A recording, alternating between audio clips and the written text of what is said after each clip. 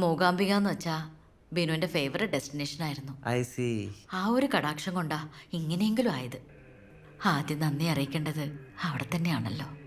നിങ്ങളുടെ ഈ എഫേർട്ട് ഉണ്ടല്ലോ, ദൈവം കാണാതിരിക്കും. ദൈവം കാണും. നിങ്ങളുടെ ഈ എഫേർട്ട് ഉണ്ടല്ലോ, ദൈവം കാണാതിരിക്കും. ദൈവം കാണും. അളിയ പോണ്ടേ, നമുക്ക് സനന്ദനങ്ങളുടെ വണ്ടി കയറാം. പുള്ളിയമ്മ നല്ല സ്മൂത്ത് ഡ്രൈവിംഗ്. അതെ, അതാകുമ്പോ വണ്ടി കുലുങ്ങിയിട്ട് തല അനങ്ങണ്ട. നീ കയറിയിട്ടുണ്ടോ? ആ, 2 പ്രാവശ്യം. ആ പോയല്ലോ. പോവാ, ഒരാളും കൂടെ വരാനുണ്ട്. എല്ലാരും വന്നില്ലേ, ഇനിയാരും വരാനാ?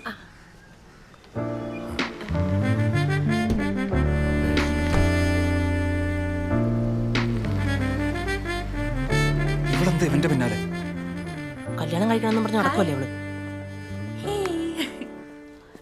ഞാൻ സനന്ദന്റെ കൂടെ കയറും. അവളെന്തിനാ അതിൽ കയറണേ? അമ്മയ്ക്കതാ കോൺഫിഡൻസിങ് ആയിക്കോട്ടെ. അച്ഛനിങ്ങക്ക് രാവും പകലില്ലാണ്ട് പണി നടന്നുകൊണ്ടിരിക്കുകയാണ്. എന്തായാലും 2 ദിവസം വേണം. ഇനി ഞാൻ വിളിക്കുമ്പോ എന്റെ സ്വരം ഇതായിരിക്കില്ല. ഇനി യേശുവാസിന്റെ സ്വരത്ത് പറഞ്ഞു കഴിഞ്ഞാലും പണി 2 ദിവസം കൂടെ വേണ്ടി വരും. നേരെ ആക്കട്ടെ. ഞാൻ വിളിക്കാം. ശരി. അച്ഛാ, നമുക്ക് നാളെ രാവിലെ വീട്ടിലേക്ക് പോയാലോ? എങ്ങനെ പോവും? നേർച്ചയില്ലേ? അല്ല, അപ്പം അതെത്ര ദിവസം എടുക്കും? ജീവിത ചുറ്റുപാടിൽ എത്രയും പെട്ടെന്ന് എത്താനല്ലേ ഡോക്ടർക്ക് എന്തറിയാം? ഇവിടുത്തെ ചുറ്റുപാട് ഡോക്ടർക്ക് അറിയോ? പിന്നെ ഇവ ഇന്ന് ജീവിച്ചിരിക്കുന്നവന്റെ അമ്മയുടെ നേർച്ച കാരണോ? 2 ദിവസം എടുക്കും. വീട്ടിൽ 2 ദിവസം എടുക്കും. പൂജയുണ്ട്. ഇനി എന്താ?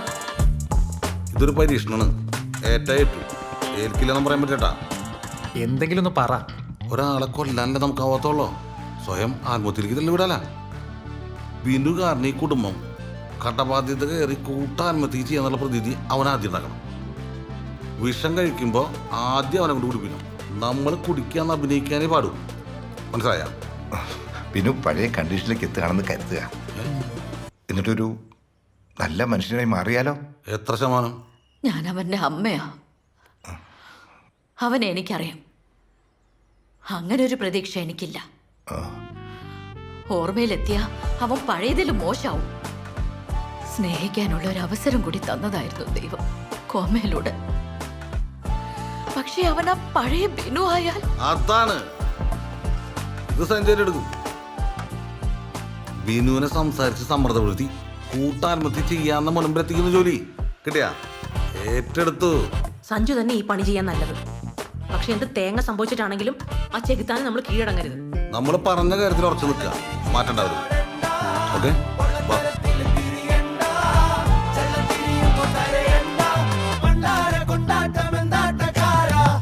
എന്റെ കാര്യം ഓർത്ത് അച്ഛൻ ടെൻഷൻ അടിക്കണ്ട.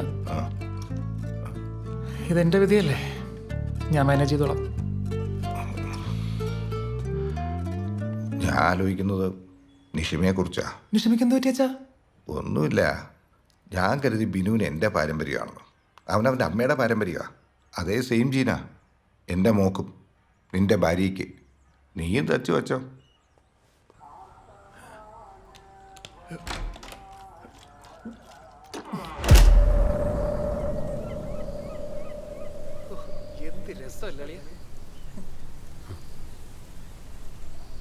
എനിക്കിവിടെ വന്നപ്പോഴേ അളിയൻ്റെ അച്ഛനമ്മയെ ഓർമ്മ വന്നു.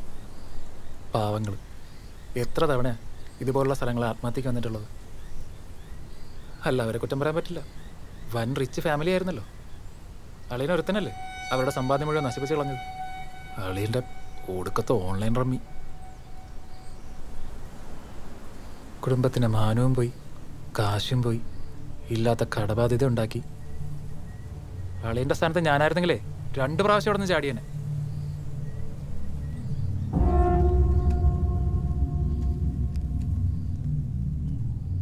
വിഷം കലർത്തിയ ഒരു ഭക്ഷണത്തളികയ്ക്ക് മുൻപിൽ കൂട്ടാത്മഹത്യക്കരിക്കുന്ന അളിയനും ഫാമിലിയും. അളിയ, അത് ഓർത്തിട്ട് തന്നെ എൻ്റെ ഉറക്കം പോയി. കഴുകന്മാർ കൊത്തിവലിക്കുന്ന ശവശരീരങ്ങൾക്ക്. അളിയ, നമുക്ക് പോവാളിയ, എനിക്ക് പേടിയാവുന്നു.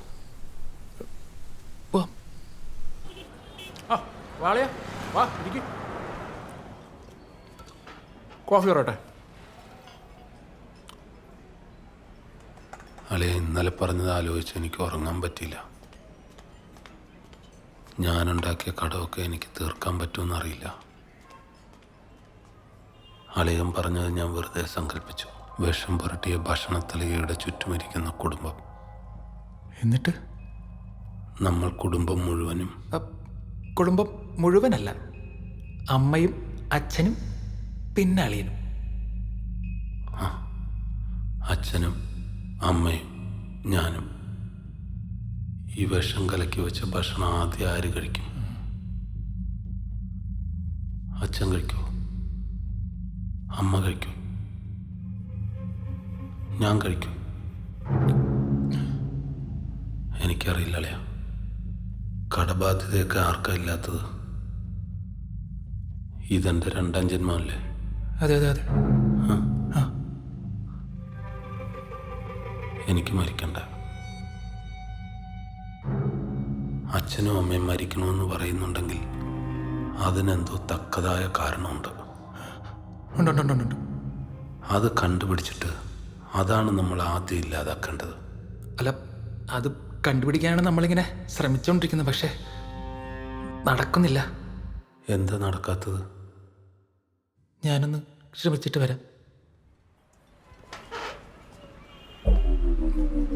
ഇപ്പൊ വരാം. എന്തായി വരെ നടക്കുമോ? ആ, നടക്കും. വേണമെങ്കിലേ നമ്മളോട് എല്ലാവരും പോയി കൂട്ടായ്മ ചെയ്തോളം പറഞ്ഞേക്കപ്പം പൊന്നം.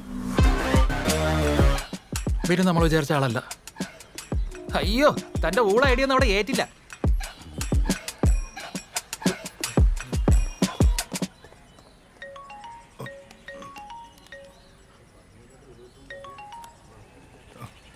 ഹലോ ഡോക്ടറെ. ഞാൻ സന്തോഷ വാർത്ത പറയാൻ വിളിച്ചാണ്. വീണ്ടും സന്തോഷം. എൻ്റെ ഒരു ഫ്രണ്ട്, ഒരു ഡോക്ടർ US നിന്ന് വളരെ കുറഞ്ഞ ലീവിന് നാട്ടിൽ വന്നിട്ടുണ്ട്. എൻ്റെ സ്പെഷ്യൽ റിക്വസ്റ്റ് പരിഗണിച്ച് അദ്ദേഹം ബിനുവിനെ കൺസൾട്ട് ചെയ്യാമെന്ന് പറഞ്ഞിട്ടുണ്ട്.